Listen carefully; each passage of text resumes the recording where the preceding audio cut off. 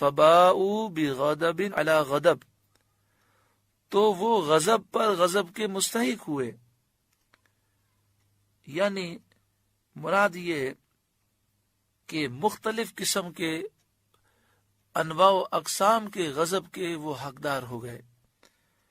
وَلِلْكَافِرِينَ عَذَابٌ مُہین، اور کافروں کے لیے وہ عذاب ہے جو مہین ہے، ذلیل و رسوا کرنے والا عذاب ہے.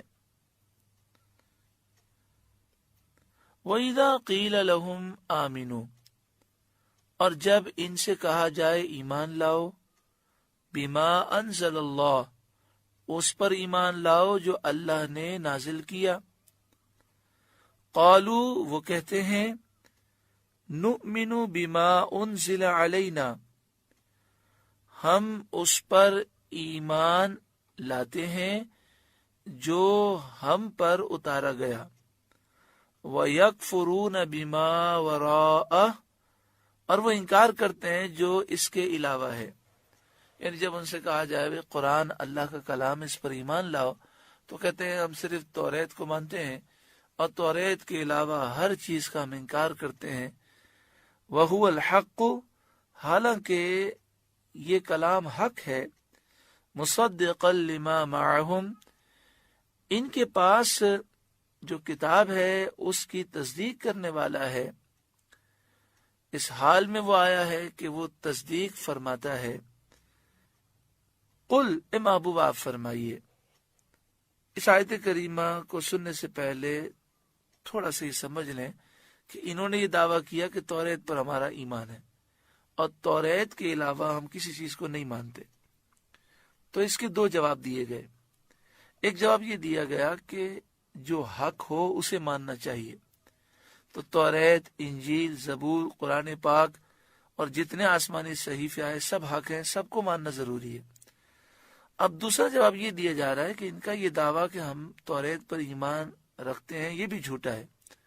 یہ توریت کو بھی نہیں مانتے، کیونکہ اگر توریت کو وہ مانتے ہوتے تو نبیوں کو انہوں نے شہید کیوں کیا. قل، اے محبوب آپ فرمائیے، فَلِمَ تَقْتُلُونَ أَنْبِيَاءَ اللَّهِ من قبل، کہ پھر تم نے اللہ کے نبیوں کو اس سے پہلے قتل کیوں کیا. ان کنتم مؤمنین، اگر تمہیں اپنی کتاب پر ایمان تھا تو تمہاری کتاب توریت میں تو واضح لکھا ہے کہ نبیوں کا ادب کرنا ہے، تم نے تو انہیں شہید کر دیا. تم کہتے ہو ہم موسیٰ علیہ السلام کو مانتے ہیں، ان کے معجزات کو مانتے ہیں. تو فرمایا وَلَقَدْ جَاءَكُمْ مُوسَىٰ بِالْبَيِّنَاتِ، اور ضرور بے شک تمہارے پاس موسیٰ علیہ السلام روشن نشانیاں لے کر آئے. ثُمَّ اتَّخَذْتُمُ الْعِجْلَ مِن بَعْدِهِ، پھر تم نے ان کے جانے کے بعد بچڑے کو خدا بنا لیا. موسیٰ علیہ السلام تمہارے کہنے پر، تمہارے مطالبے پر توریت لینے کے لیے کوہ طور گئے تو تم نے پیچھے سے بچڑے کی پوجا شروع کر دی. وَأَنْتُمْ ظَالِمُونَ، اور تم ظالم تھے. تم یہ کہتے ہو کہ ہم توریت کو ماننے والے ہیں، تو تم نے توریت کو کس طرح تسلیم کیا کہ جب موسیٰ علیہ السلام توریت لے کر آئے تو تم نے انکار کر دیا.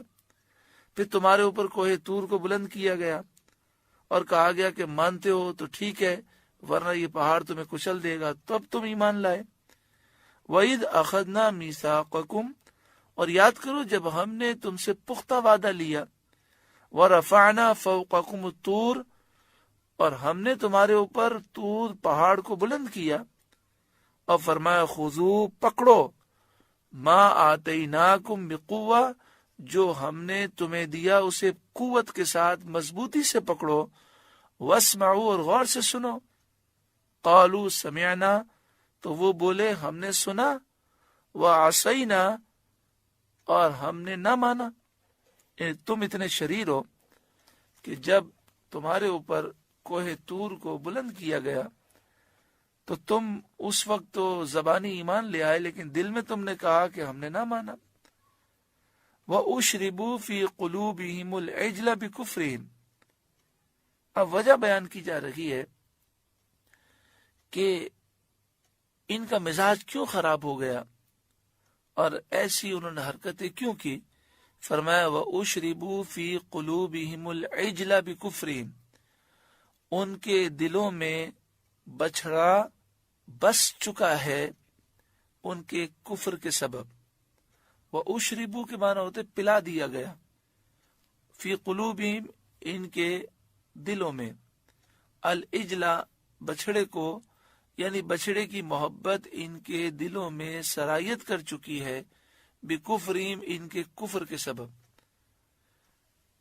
جب انسان مومن ہو جائے تو اس کے لیے ضروری ہوتا ہے کہ اسے شرک اور کفر سے نفرت ہو۔ اگر کوئی مومن ہو اور اس کے دل میں خیال آئے کہ ہندوؤں کا جو عبادت کا طریقہ بہت اچھا لگتا ہے، مجھے مندر سے محبت ہے، بت مجھے اچھا لگتا ہے، عیسائیوں کا گرجے کا نظام بہت اچھا ہے، تو یاد رکھیے کہ ایسا شخص جو ہے وہ ایمان کے دائرے میں داخل نہیں رہ سکتا۔ تو یہاں فرمایا گیا جب انہوں نے توبہ کی اور بچڑے کی پوجا سے انہوں نے توبہ کی، پھر مسلمان ہوئے، لیکن اس کے باوجود ان کے دلوں میں بچڑے کی محبت سرایت کر چکی تھی ان کے کفر کی وجہ سے، اور اس محبت نے انہیں آگے جا کر قدم قدم پر برباد کیا۔